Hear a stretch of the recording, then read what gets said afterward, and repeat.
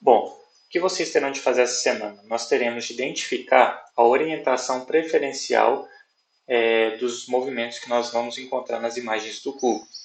Nós queremos saber se existe alguma orientação preferencial nas imagens, porque isso pode dizer muito a respeito da nossa iluminação frente à formação de sombras e tudo, porque vocês viram que muitos movimentos nós desistimos de mapear porque nós não sabíamos identificar eles em campo e algumas dúvidas que nos apareciam eram justamente aquela sombra é um movimento ou não é um movimento.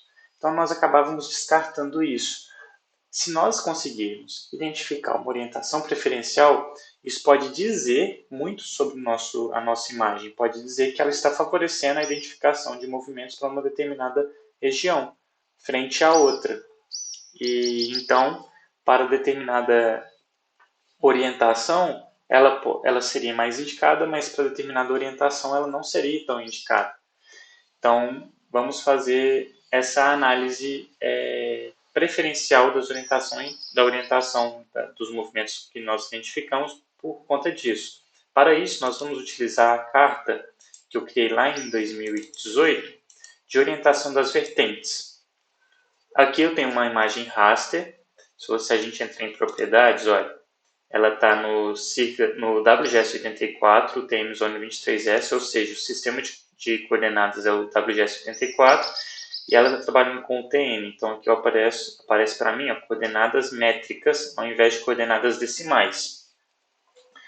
Cada pixel dessa imagem tem a dimensão de 5 metros por 5. Então, se eu medir um pixel da imagem, ele apresenta uma dimensão de 5 metros por 5, ou seja, 25 metros quadrados. Isso diz para a gente que o menor objeto identificável nessa imagem é o objeto de 25 metros quadrados e ele será identificado como um ponto. Objetos menores que esse serão dissipados na análise. Por isso que é uma carta de uso macro e não um uso mais pontual. Ela é mais indicada para suscetibilidade e não para o risco. Essa variação dos tons de cinza, que vai do totalmente preto ao totalmente branco, diz sobre a orientação das vertentes, onde o mais preto é o plano, e do 2 ao 9 a gente vai fazer um giro na rosa dos ventos, onde 2 é o norte, 3 é nordeste, 4 é leste, 5 é sudeste, 6 é sul, 7 é sudoeste, 8 é oeste e 9 é noroeste. Então, esses tons de cinza representam essas orientações. Essa carta foi construída baseada na carta de topografia local na escala de 1 para 10 mil. Esses dados vocês encontram com maior detalhe lá na minha dissertação, então vocês podem utilizar ela como fonte para escrever o trabalho de vocês. Mas isso é uma imagem, e para análise a gente tem que transformar essa imagem em um vetor. Então eu vou converter o raster para um vetor. Então vem em raster, converter, raster para vetor. Vou converter a camada de entrada, que é o aspecto, a banda vai ser essa que está a mesma, e eu vou dar um nome do campo a ser criado baseado nas bandas, que eu vou chamar de orientação.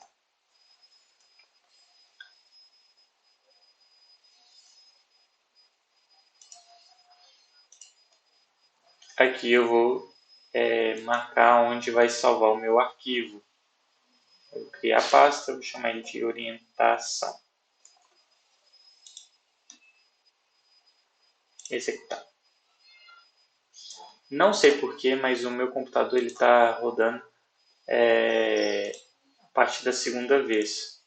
E eu tenho quase certeza que eu tenho que ficar salvando em cima do arquivo. Quer ver? Não sei porquê. Se eu criar de novo, raster para vetor, ele não vai dar certo porque eu apaguei o arquivo inicial.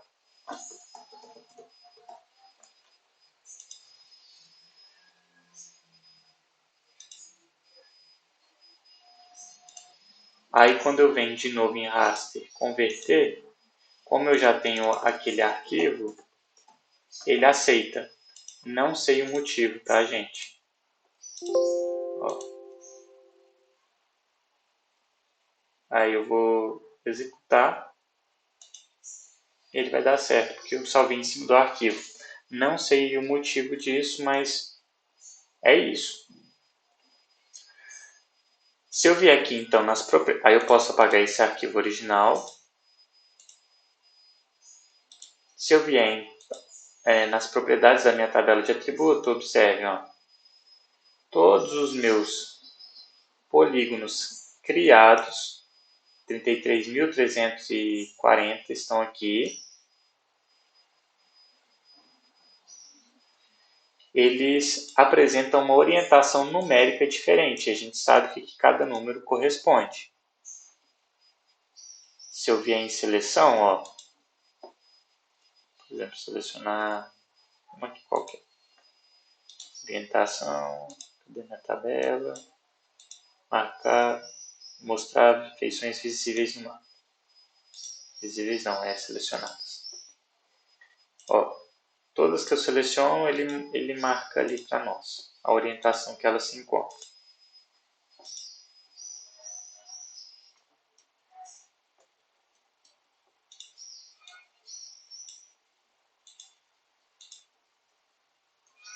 Mas observe, aqui eu selecionei, olha a quantidade de feições.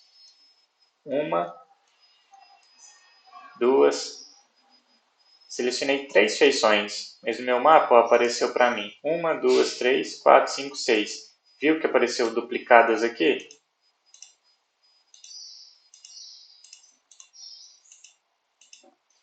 Eu não sei explicar por que aparecem essas feições duplicadas, mas elas aparecem por um erro de quando você salva o arquivo. Isso é do meu computador, talvez o de vocês não vai ter, isso não ocorra, mas isso acontece porque eu salvei em cima daquele arquivo que tinha dado erro. Não sei o motivo do meu QGIS estar fazendo isso.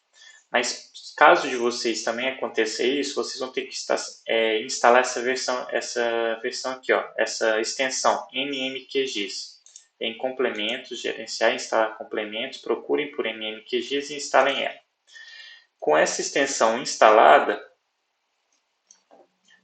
para eliminar esse bug, né, que é de criar mais dados do que deveriam ter, ou seja, dados duplicados, vocês vão vir em mmQGIS, Modify, deletar geometrias duplicadas. Eu quero eliminar a minha camada de orientação.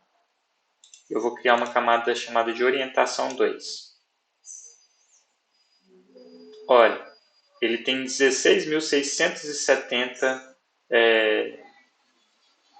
valores únicos de 33.340. Ou seja, meus dados estão inteiramente duplicados.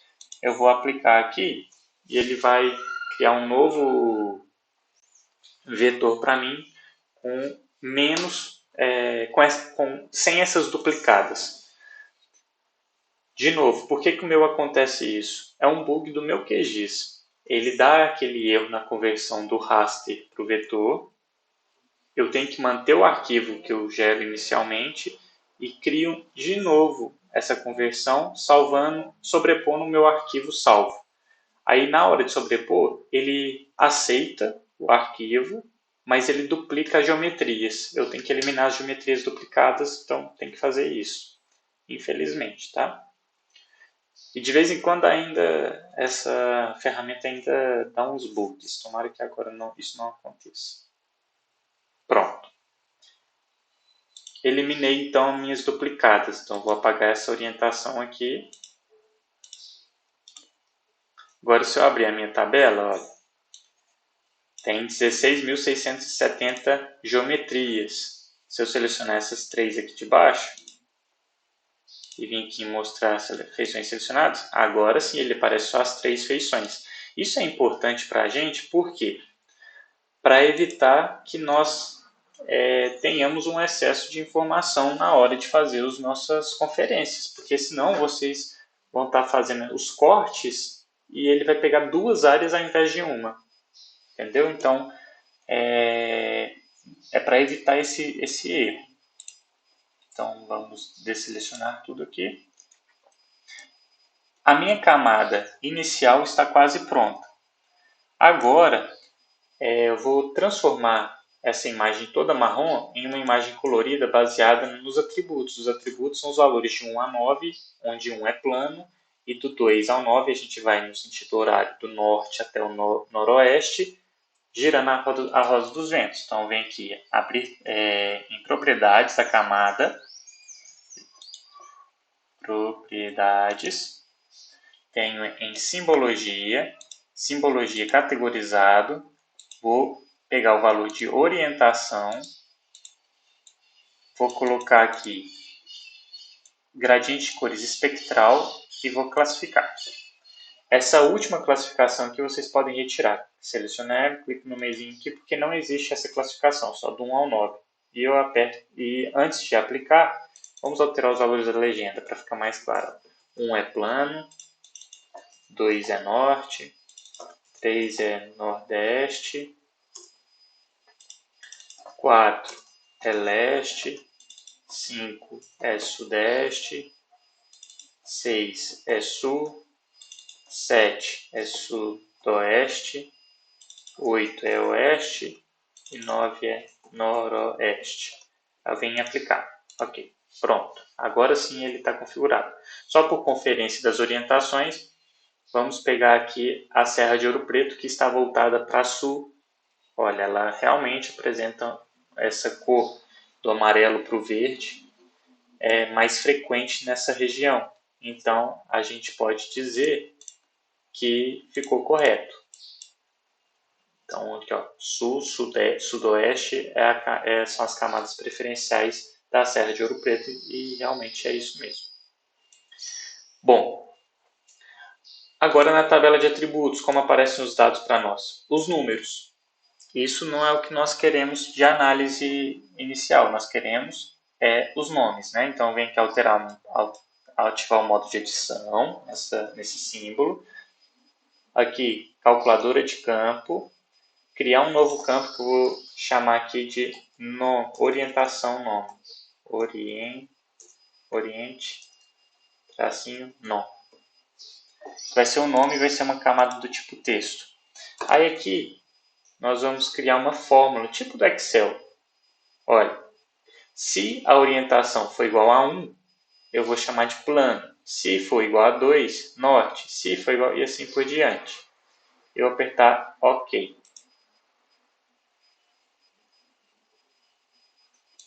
Ó, ele deu um erro aqui nas orientações para 8. Vamos conferir na nossa forma. Em atualizar. Orientação não. Orientação.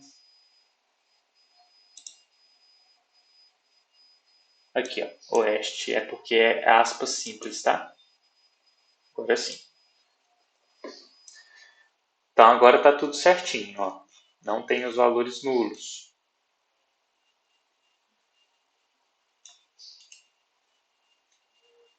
Até salvar esse projeto, porque se ele fechar a gente não vai perder ele aqui, né? Chama ele de teste IC. Underline C. Desativar a edição, salvar. Então agora a minha tabela de atributos tem, além do número, tem o nome da nossa orientação. E agora nós vamos abrir as nossas camadas criadas lá no Google Earth, que é a camada dos movimentos de exemplos catalogados em 2008 e 2015. Antes de fazer isso, ó, vamos alterar o projeto.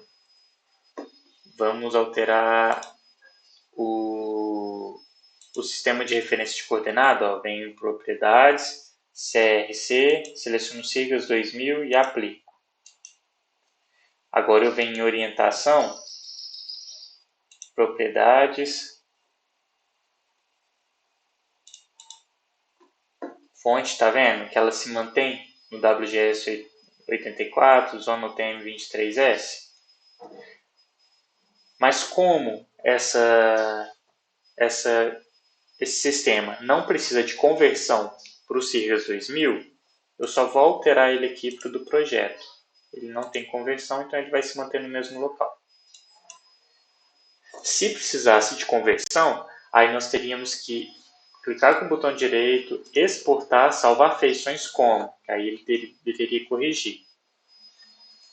Agora, essas duas camadas aqui, KMZ, olha, ela está no WGS84, não está com zona UTM, então elas vão precisar de conversão, porque elas estão num sistema de referência geográfico, ou seja, ela está usando ângulos decimais. E além disso, são camadas KMZ que precisam ser convertidas também para camadas vetoriais, legíveis, ou seja, aqueles rasters, aquelas shapefiles, né, conhecidas. Então, eu vou clicar em vetor. Vou criar com o botão direito sobre uma das camadas. Exportar, salvar feição como. Ela vai ser uma shapefile. Essa primeira nossa é a camada do 05 de 2008. E aqui no sistema de referência, aí eu altero para o do projeto. Dou um OK, prontinho. Posso apagar o anterior. Faço a mesma coisa com o de baixo. Exportar, salvar feições como, que é 07 2015. Vou mudar o SRC, o Sistema de Referência de Coordenadas, do projeto. OK. Pronto, posso apagar o de baixo. Agora sim, ó, se eu vier em propriedades, eles estão no CRC correto. Tudo bonitinho, tudo no sistema de coordenadas correto. Agora nós vamos fazer aqueles cortes. Aí era onde estava tendo aquele erro ontem. Para não acontecer esse erro, nós temos que vir aqui em configurações, opções, em processamento, geral, aqui em filtragem de feições inválidas, vocês vão clicar. Normal, ela vem por padrão com interromper a execução do algoritmo. Vocês vão escolher pular, ou seja, quando ela encontrar uma feição inválida, ela vai ignorar e vai pular essa feição. É uma forma de corrigir esse erro, tá? Eu vou vir agora e vou cortar. Ó, se eu vier em propriedades, aparece vários valores nulos. Vamos corrigir essas tabelas antes? As tabelas que vieram lá do Google. Vou clicar aqui no meu primeiro, 05-2008, abrir tabela de tributos, ativar o modo de edição. Aqui eu venho em excluir campo e vou excluir todos os campos, com exceção do campo nome. Aí o campo nome, vocês podem manter porque ele traz para a gente a informação do ponto e do ano da imagem.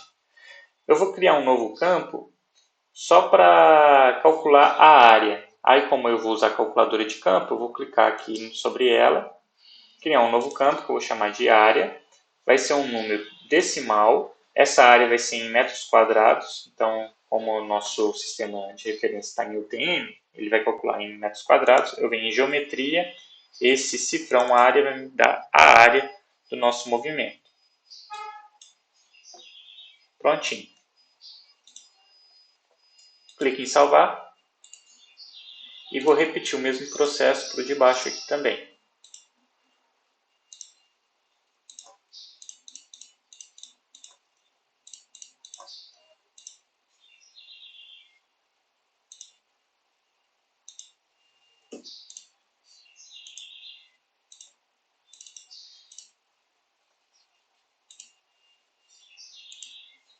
Prontinho.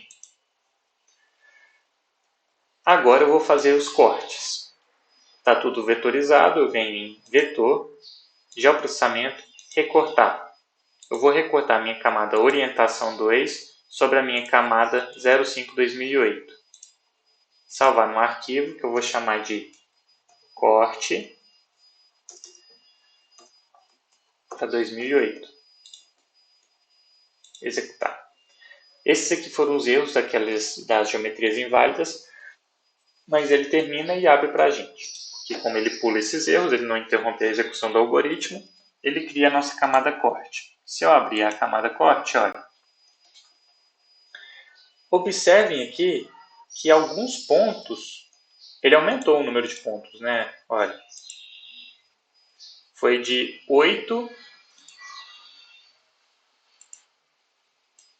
para 14. Mas isso é porque alguns movimentos pegam mais do que uma única orientação. Então, isso vai acontecer, tá? Cadê? Aqui. Por exemplo, esse movimento aqui. Ele pegou 3 orientações diferentes. Vamos até pesquisar quais são. Selecionar ele. Então, direito, abrir tabela de atributos. Olha, ele pegou sudeste, leste e sul. 3 orientações. Por isso que nós vamos trabalhar com a área dos movimentos, para saber a área preferencial que a gente identifica os movimentos. Então, eu vou vir em corte, abrir a tabela de atributos, abrir a edição, criar um novo campo, que vai ser campo de área, que vai ser a área preferencial. Ó, agora eu venho em geometria, área, faço a mesma coisa. Ah, mas é porque eu fiz para os campos selecionados, então deixa eu apagar aqui. Senão ele vai dar o erro mesmo. Vou calcular de novo, atualizar o campo de área, porque eu estava com o campo selecionado, aí ele calculou a área só para esse campo selecionado, mas eu quero que calcule para tudo. Pronto. Ó, fiz errado de novo, porque eu fiz números inteiros, eu quero a área, vou apagar ela, tem que ser número decimal.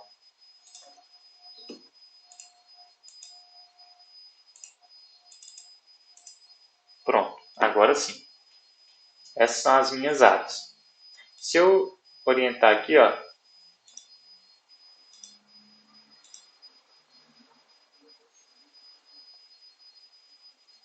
ele aparece para mim as áreas de cada um dos meus movimentos. Olha.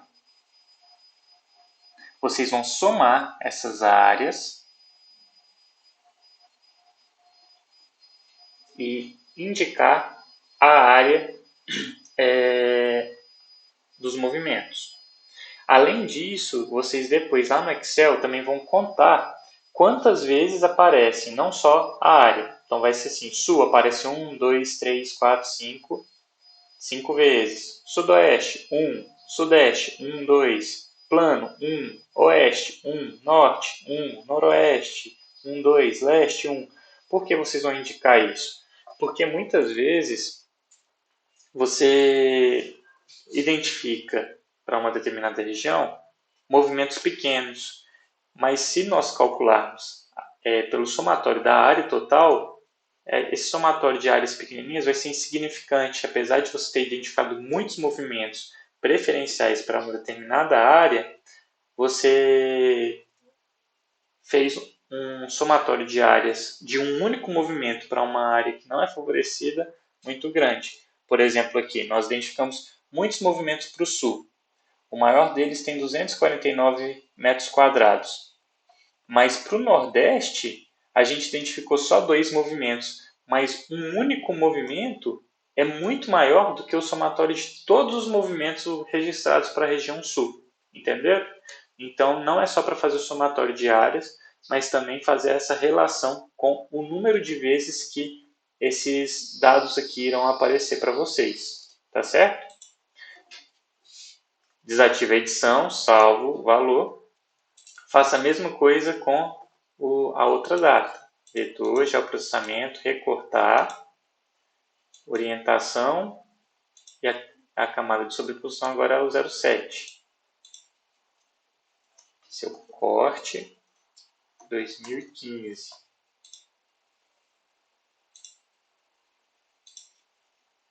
Abro aqui a tabela de atributos, a mesma coisa, ativo a edição, vou calcular a minha área,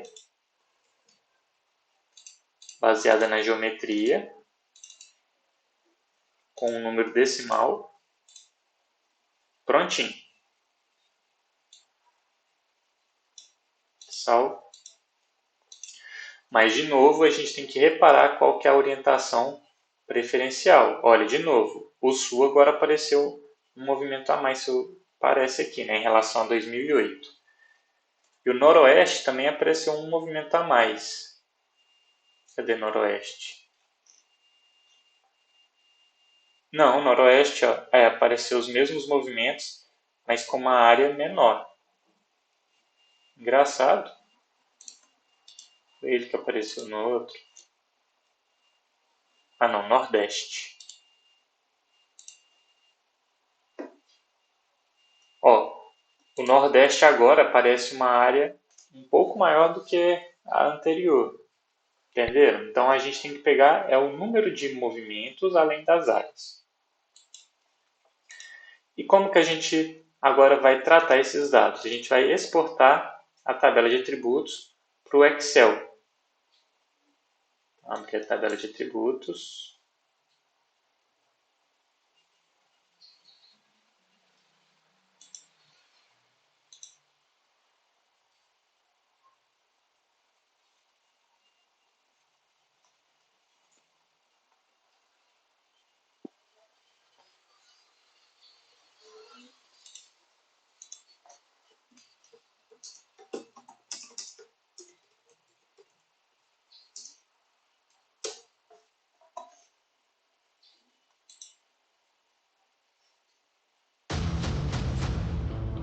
Eu posso falar? Fazer malabarismo! Ó, toda vez que eu tenho dúvida, eu vou no Google e procuro mesmo como faz. Tá?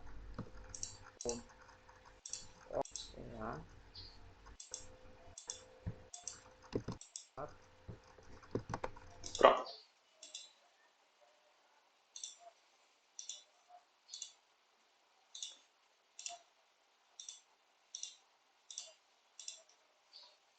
Eu vou clicar aqui sobre a minha camada que eu desejo exportar. Vou exportar, salvar feições como. Aí aqui no formato eu vou mudar de shapefile para o formato do Excel. Ó.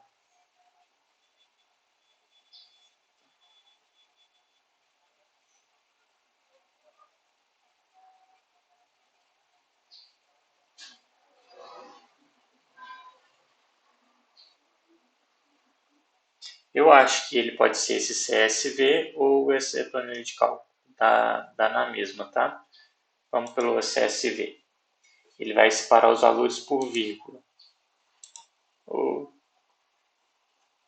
acho que também dá para fazer isso aqui, né? O Excel direto é SXLSX. Nome do meu arquivo, que é o corte 2008.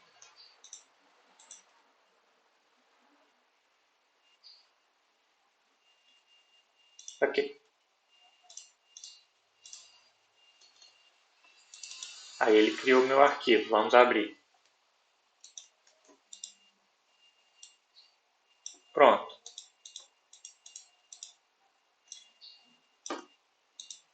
Aí aqui no Excel a gente vai fazer as nossas análises, tá? Por exemplo, vou selecionar todos os dados aqui e vou organizar eles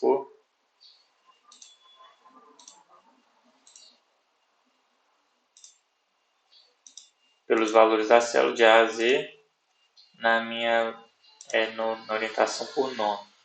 Ou então até a orientação inicial, do menor para o maior, vai de 1 até o 9. Aqui, ó, vocês podem contar, né? Se não me engano, como que é? Soma-se.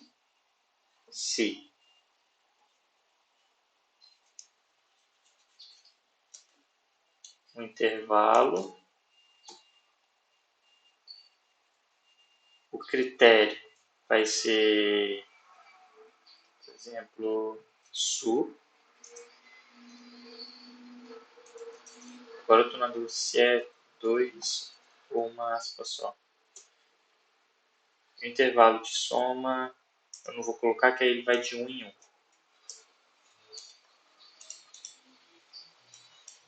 Aqui é simples.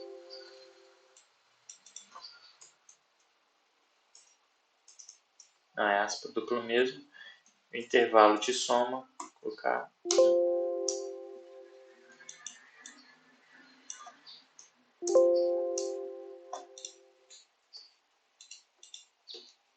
Não é soma-se não, gente, é conte-se. O intervalo, o critério, agora sim. Aparece SU 5 vezes. Vocês vão fazer isso para todos, tá? Conte-se. Vou fazer de uma forma mais organizada. Aqui está muito feio nesse local. Aqui eu vou colocar a orientação. Sul, ó, plano, norte, nordeste, leste, sudeste, sul, sudoeste, oeste, noroeste.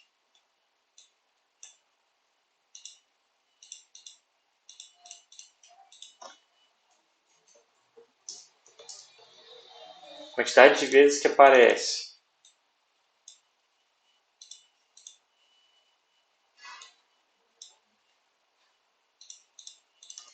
E aqui eu vou colocar a área total.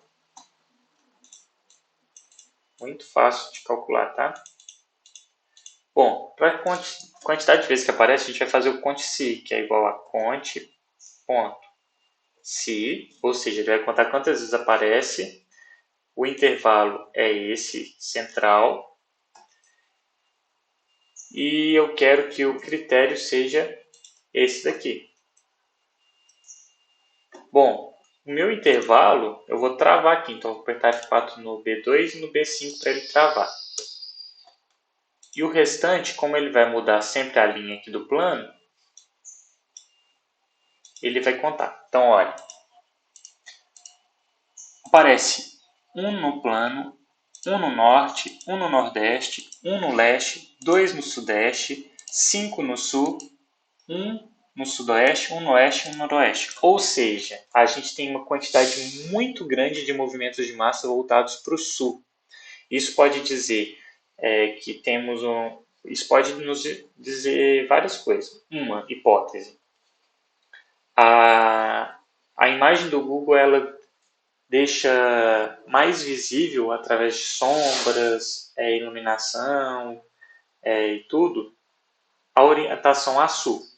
Outra hipótese que podemos ter é que, de fato, a orientação sul no Distrito 7 de Ouro Preto acontece muitos movimentos de massa.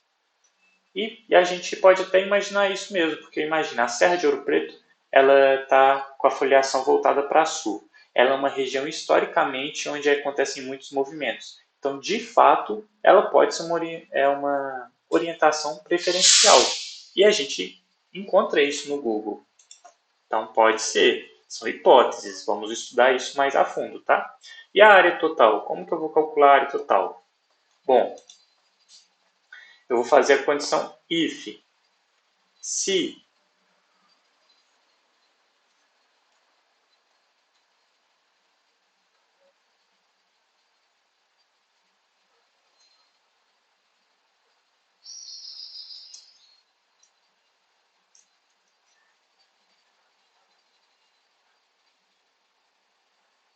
soma-se.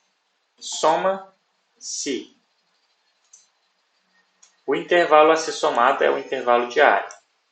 Nós vamos somar. O intervalo a ser analisado é a orientação. Nós iremos somar se o critério aqui for satisfeito. E o intervalo soma vai ser o intervalo de área. Então, se o critério for satisfeito, a gente vai somar. Temos que travar esses dois valores. Ó. Tanto esse intervalo, aí eu aperto F4, de B2 a B15, quanto de C2 a C15.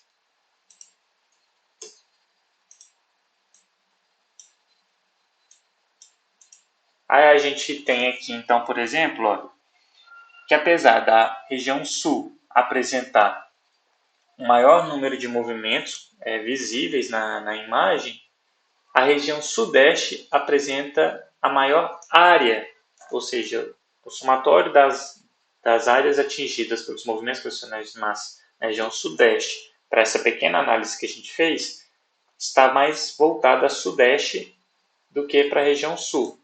Mas, de fato, essa região sudeste, sul e sudoeste são as regiões que a Serra de Ouro Preto está voltada. Então, podem ter aí algumas pistas para a nossa análise investigativa, tá? Não só essa, tem a Nordeste aqui também, que tem muitos movimentos catalogados. Ó, e tem um grande movimento, né? Ela só tem um movimento, e esse movimento, ó, sozinho apresenta uma área superior à área da região sul e a região sudeste.